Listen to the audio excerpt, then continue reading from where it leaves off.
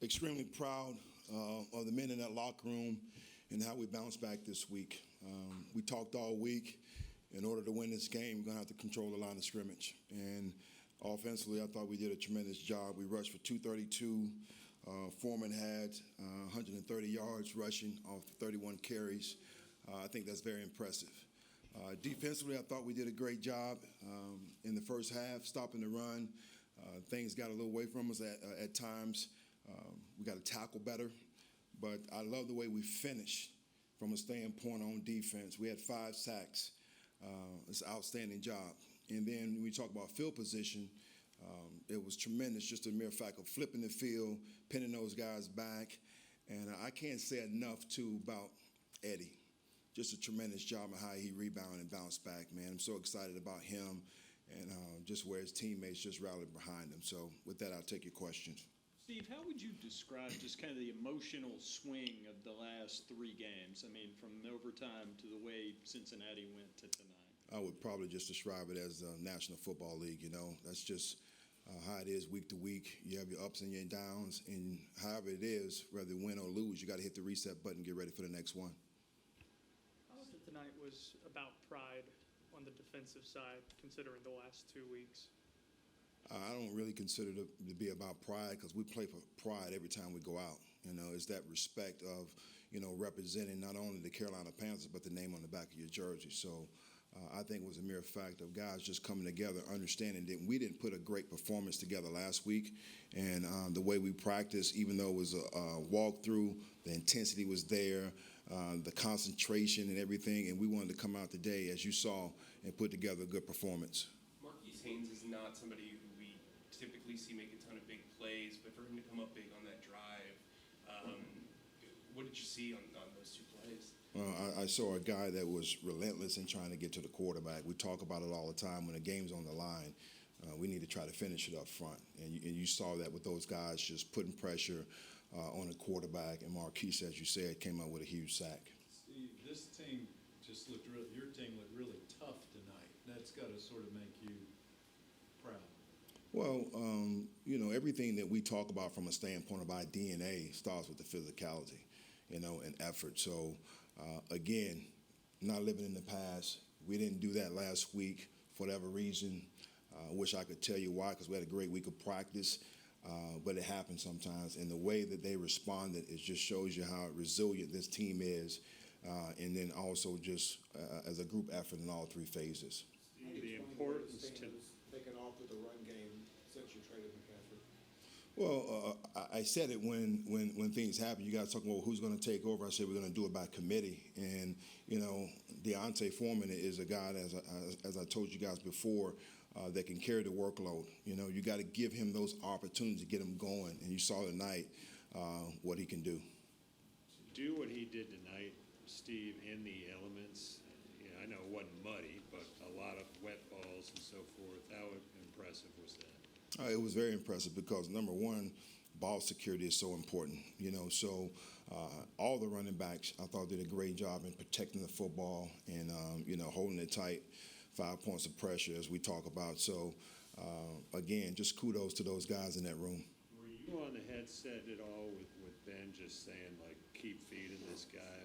Yeah, we have constant communication, exactly, what I want, and it was a mere fact. Let's just keep running it, I felt at times we had to go and try to win the game, for us putting the ball in the air.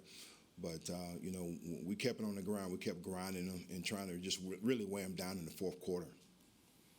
Cam Irving played about 8 to 10 snaps as an extra blocker in this game. Why was that so important to have for this game?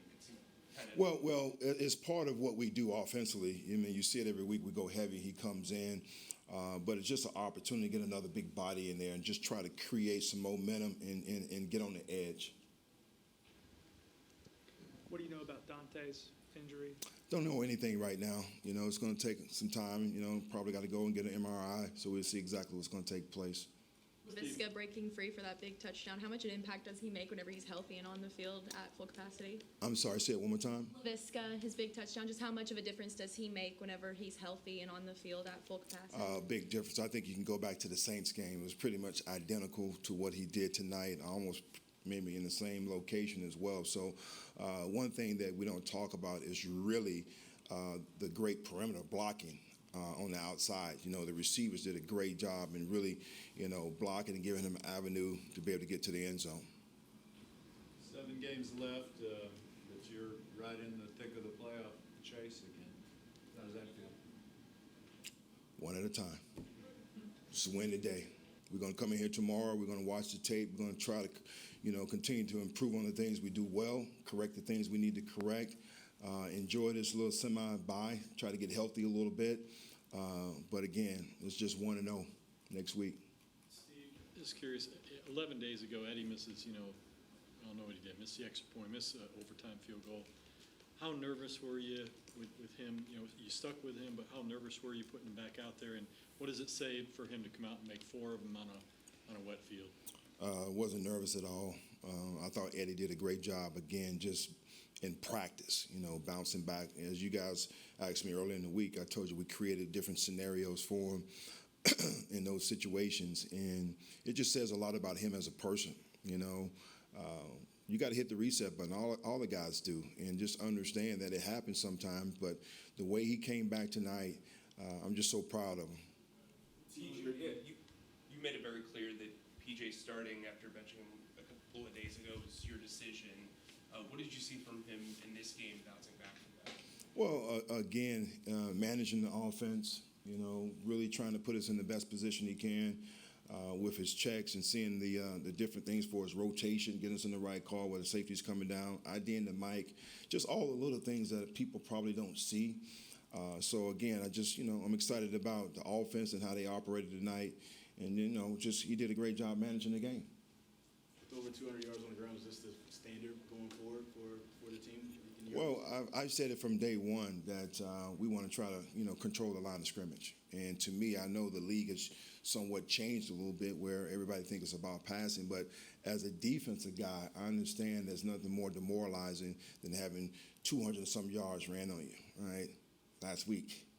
So I know what happens in regards to that. It just kills your morale. So our mindset is controlling the line of scrimmage, and trying to establish a run game to create shots over the top. That's happened twice now against the Falcons. What is it about that matchup that your front 5 really seem to thrive? I don't think it's just so much Atlanta. It just happened that, it happened with these 2 games. But, we try to do the same thing. You go back to when we first took over, and you look at the first half of the Rams game and how we ran the ball. So it's just a mindset that we're trying to create.